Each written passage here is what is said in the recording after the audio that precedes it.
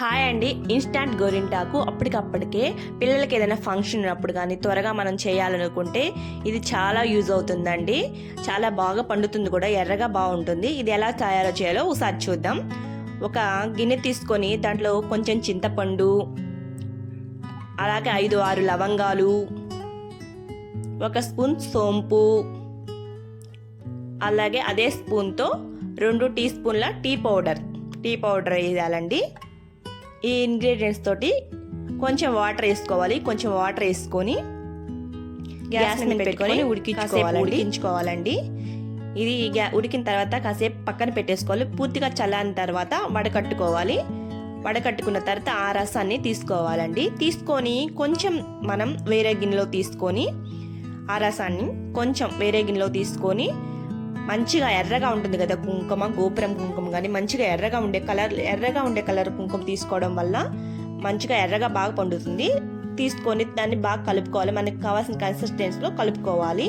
మరీ పలసగా ఉండకూడదు, మరీ తిక్కుగా ఉండకూడదండి. మంచిగా కలుపుకోవాలి. దాన్ని బాగా మిక్స్ చేసుకోవాలి. బాగా మిక్స్ చేసుకున్న తర్వాత మనం ఒక డిజైన్ వేసేసుకొని చేతి మీద మంచిగా ఒక డిజైన్ వేసుకోవాలి. వేసుకున్న తర్వాత ఆ డిజైన్ మీద ఇది పెట్టుకోవాలి. మంచిగా ఆ డిజైన్ మీద వేసుకొని డిజైన్కి మంచిగా కలర్ వేసేసుకోండి. చాలా బాగా పండుతుందండి. అసలు చింతపండుతోటి గోరింటాకు ఏంటా అనుకున్నాను, కానీ ట్రై చేశాను. చాలా రిజల్ట్ బాగా వచ్చింది. ఇదేంటంటే పిల్లలకి అప్పటికప్పుడు ఫంక్షన్స్ చెప్తారు కదండి, అప్పటికప్పుడు గోరింటా పెట్టాలంటే వాళ్ళు చాలాసేపు ఉంచుకోరు.